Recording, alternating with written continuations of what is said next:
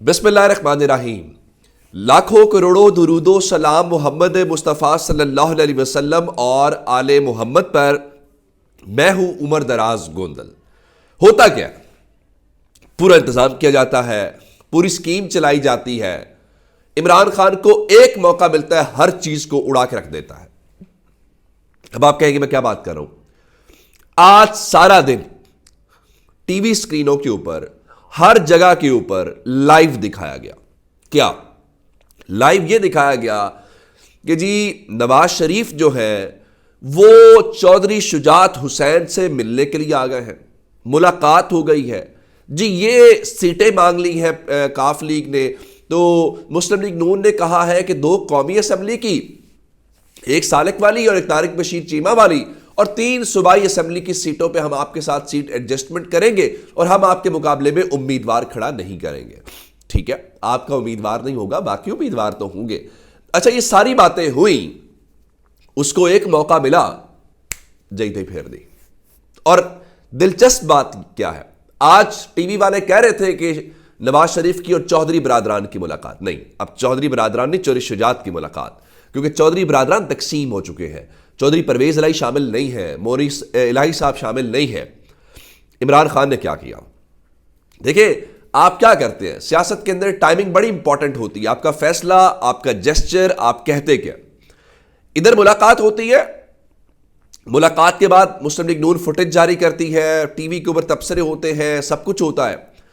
ادھر سے بیرسٹر گوہر خان کے دستخطوں کے ساتھ ایک نوٹیفیکیشن جاری ہوتا ہے اور ان کا بھٹا بیٹھ جاتا ہے۔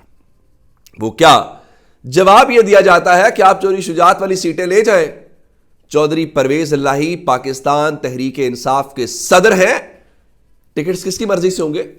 صدر کا اختیار ہوگا کہ نہیں ہوگا؟ اس میں انپٹ ہوگا کہ نہیں ہوگا؟ تو عمران خان نے ان کے مقابلے میں چودھری پرویز الہی کو آج کے دن اسی وقت میں چودھری پرویز الہی کو صدر مقرر کر کے جواب دے دیا کہ بھائی وہ میرا قابل اعتماد بھی ہے اور تمہارا مقابلہ کرنے کے لیے تو یہ بھی موجود ہے۔ اب نواز شریف کے پیچھے کیا رہ گیا؟ میں نے آپ کو اس ویڈیو میں بتایا تھا، اور لوگ تبصرہ بھی یہی کر رہے ہیں کہ اگر نواز شریف کی سیٹ ایڈجسٹمنٹ مسلم لیگ کاف تک آ گئی ہے، پھر صلح کر لیں، پھر میاں صاحب آپ کے بس کی بات نہیں ہے۔ اور اس کے بعد وہ چلے گئے دوست مزاری سے ملنے، وہ بڑے بڑے بالوں والا جو ڈپٹی اسپیکر تھا، اس کی آئین اور قانون کے لیے خدمات کے اوپر شکریہ ادا کرنے کے لیے۔ میرا نہیں خیال تھا کہ نواز شریف کو بلا کے اس طرح سڑکوں کے اوپر یوں گھمایا جائے گا اور کہا جائے گا جاؤ اس کے دروازے کے اوپر، جاؤ اس کے دروازے کے اوپر، میرا نہیں خیال تھا۔ لیکن چلیے، یہ اقتدار ہے اور اقتدار میں ایسا ہی ہوتا ہے۔ اب تسلی ابھی نہیں ہوئی، اب وہ نواز شریف جو ہے، خبر ہے کہ وہ آصف زرداری سے بھی ملاقات کرنے جا رہے ہیں۔ کیا ملاقات کریں گے؟ آصف زرداری سے نواز شریف اور آصف زرداری کی ملاقات ہو تو پاکستان کے لوگوں کو نہیں پتا۔ وہ جو جعلی بیانات آپ ایک دوسرے کے خلاف دیتے ہیں، تو ہمیں تو اس کی ضرورت نہیں ہے، ہمیں تو اس کا پتہ نہیں ہے۔ اچھا، اگلے مرحلے کے اندر اب خبر ہے کہ جناب وہ جو مل کے گئے ہیں فضل الرحمان جہاں پہ، تو فضل الرحمان جو ہے وہ بھی آصف زرداری سے ملاقات کریں گے، تو درمیانی راہ نکالنے کی کوشش کی جائے گی۔ بات بڑی سادہ سی ہے، بات نہیں بن رہی، ان کو ہاتھ پاؤں پڑ گئے ہیں اپنے، ہم کیا کریں؟ میں اس کی ایک مثال دینا چاہتا ہوں کہ وہ باقی بھی ان کو ناک آؤٹ کر رہا ہے، گراؤنڈ کے اوپر اس کی صورتحال یکسر مختلف ہے۔ آج خیبر پختونخوا پشاور کے اندر انہوں نے وہ کیا ورکرز کنونشن، شیر افضل مروت پہنچے اور وہ تیمور سلیم جھگڑا بھی پہنچے۔ ہوگا عمران خان جو ہے وہ 1000 سال بھی جیل کاٹ لیں گے، لیکن وہ کیا کہتے ہیں کہ ڈیل نہیں کریں گے۔ اور میں نے پہلے بھی کہا تھا کہ ہمارا واسطہ پہلے ڈیلروں سے پڑتا رہا ہے، اس بار لیڈر سے پڑ گیا۔ اب دیکھیں اس کا رزلٹ کیا نکلتا ہے۔ اچھا، یہ بات تو ہو گئی اپنی جگہ کے اوپر، لیکن ایک اور بڑی الارمنگ سچویشن ہے۔ میں پھر آپ کو جسٹس مظاہر علی اکبر نقوی والی تفسیر میں خبر دیتا ہوں۔ ایک الیکشن ہونا یا نہ ہونا بہت بڑی خبر ہے۔ ایک درخواست دائر ہو گئی ہے اسلام آباد ہائی کورٹ کے اندر، اور کمال بات یہ ہے کہ وہ سماعت کے لیے بھی مقرر ہو گئی ہے۔ اس سے زیادہ کمال بات یہ ہے کہ جسٹس عامر فاروق نے بینچ تشکیل دے کے وہ درخواست بھی اپنے پاس لگا لی ہے۔ درخواست کیا ہے؟ درخواست ہے الیکشن کے التوا کی، درخواست ہے الیکشن روکنے کی۔ بہانہ اس بار فضل الرحمان والا امن و امان والا نہیں ہے۔ ذرا دیکھیے گا چیزیں نا یوں جو بولتے ہیں اگلے چند دنوں میں ویسے ہونا شروع ہو جاتی ہیں۔ تو اب بہانہ بنایا گیا ہے کہ جناب وہ نا افغان جو شہری ہیں ان کے ملک بھر میں بے تحاشا شناختی کارڈ بنائے گئے ہیں اور جعلی شناختی کارڈ کی وجہ سے کثیر تعداد میں ووٹ بنے ہیں، تو اس لیے فوری طور کے اوپر آپ الیکشن کمیشن کو شیڈیول جاری کرنے سے روکیں۔ اب الیکشن کمیشن کے پاس شیڈیول جاری کرنے کے لیے 1 ہفتے کا ٹائم رہ گیا ہے۔ اس کی وجہ کیا ہے کہ آپ کو 54 دن پورے کرنے ہیں 8 فروری سے پہلے۔ ایک خبر اور آپ کو دے دوں، سیکرٹری داخلہ پنجاب نے خط لکھا ہے الیکشن کمیشن کو، جس میں کہا گیا ہے کہ پنجاب میں سیاستدانوں کو دھمکیاں مل رہی ہیں۔ فضل الرحمان کیا بات کر رہے تھے؟ 2 صوبوں کی، خیبر پختونخوا، بلوچستان۔ اب یہ صاحب کہہ رہے ہیں کہ جن سیاستدانوں کو دھمکیاں ملی ہیں ہم نے ان کی جو سیکیورٹی ہے بڑھا دی ہے، سیکرٹری ہوم شکیل احمد کا بتانا ہے، اور ساتھ ہی اگلی خطرناک بات کی ہے۔ اب کل انوار اللہ کاکڑ نے بتانا ہے کہ ہمارے پاس وہ 2.5 لاکھ کی فوج ہے اویلیبل کہ نہیں ہے۔